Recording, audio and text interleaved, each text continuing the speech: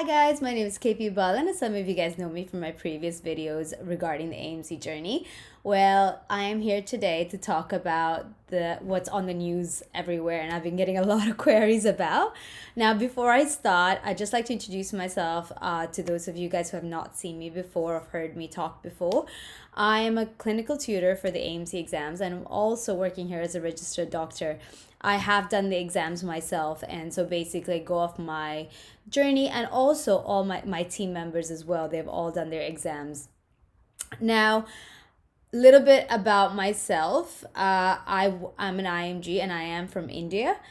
So I kind of have gone through the whole accreditation process, and I can tell. So that's why I'm trying to make this video to make sure we reduce confusion. And I've gotten a lot of queries, and I thought a video might be a best way to get the content out there and maybe answer all your questions.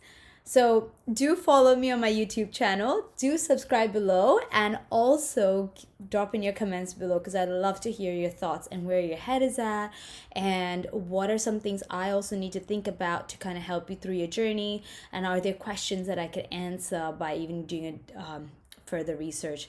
Now, do keep in mind, guys, whatever I have today is from the WFME website and the ECFMG website.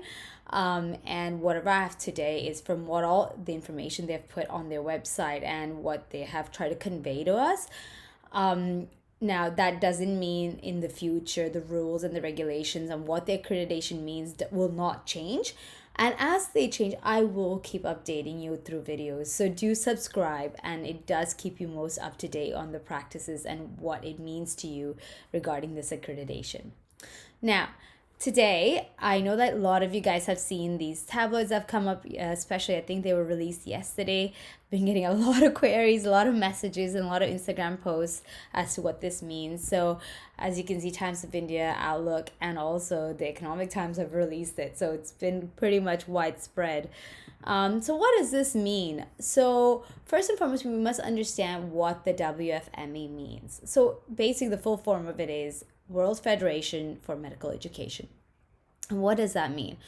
They're a body that makes sure that the accreditation process is independent, it's transparent, and that there's a rigorous method where they assess medical colleges and make sure that they meet the global standards and it's internationally accepted.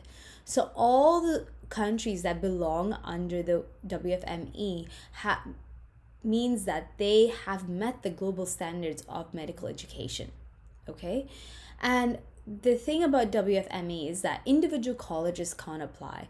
They're actually agencies, and agencies means the country. So for India, that is the National Medical Council, the NMC. And so therefore, the NMC is the agency that gets accredited for India under the WFME. I hope that makes sense. So in the past, how it happened was when you're registering for the AMC exams, you check if your college is part of the World Directory of Medical Sciences, and if you're from India and any other country. So you check, you see if your college is there, saying that they have met the international and the global standards, and if they do, then you're eligible to continue the application process for the AMC exams. Right now, what the WFME says is that since the NMC is an agency that is accredited by them, they automatically will get an ECFMG certification. I hope that makes sense. I know that's a lot of information, so I have flowcharts. All right.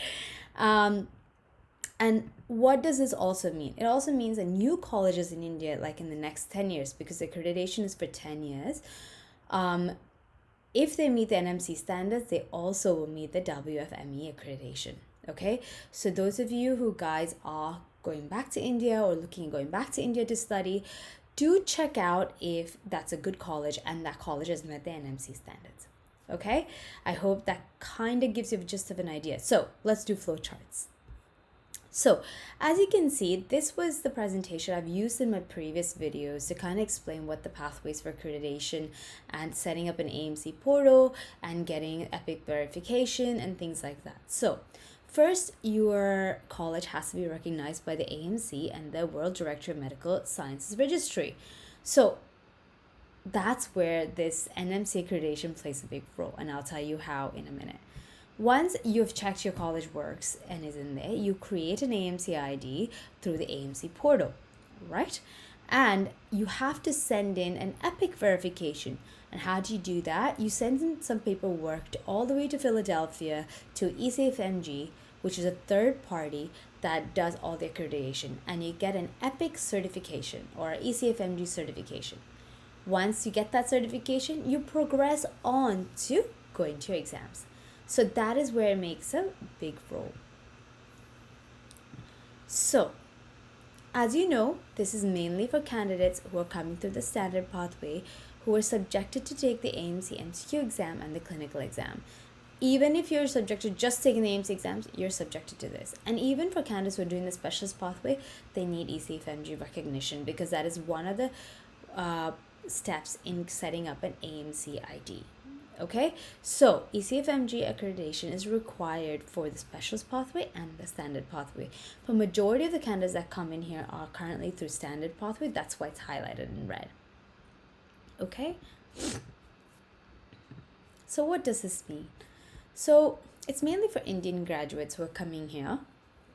NMC has now acquired 10 years of accreditation. That means 706 medical colleges have paid and also gotten accredited through a rigorous process and said that they meet the global standards of medical education.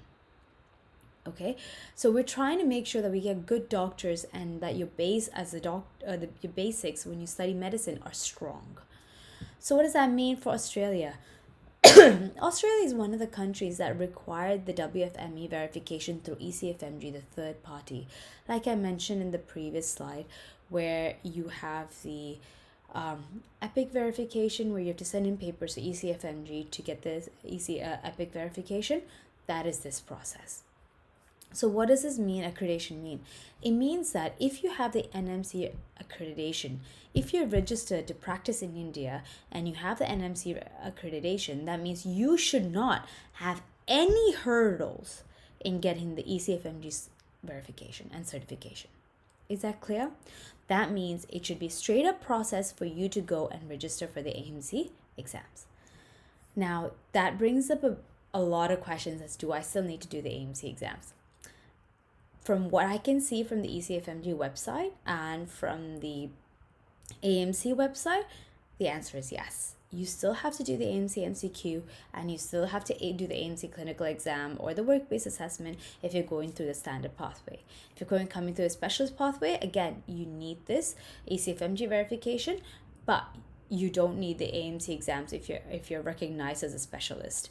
If you're not, then again, you come back to the standard pathway and you will need it. I know I don't want to confuse you guys more. The main gist of it all is that yes, you have to do the AMC exams still. And this might change, but currently this is what it is at. And also the main takeaway point is that you should be able to make an EPIC verification and qualify for the AMC exams without any issues. I hope this has helped. Sorry for the cough. But main thing is that those are the links that I have used and references I have used to make the videos today, and to help you guys. I'll put the PPT in my Facebook group.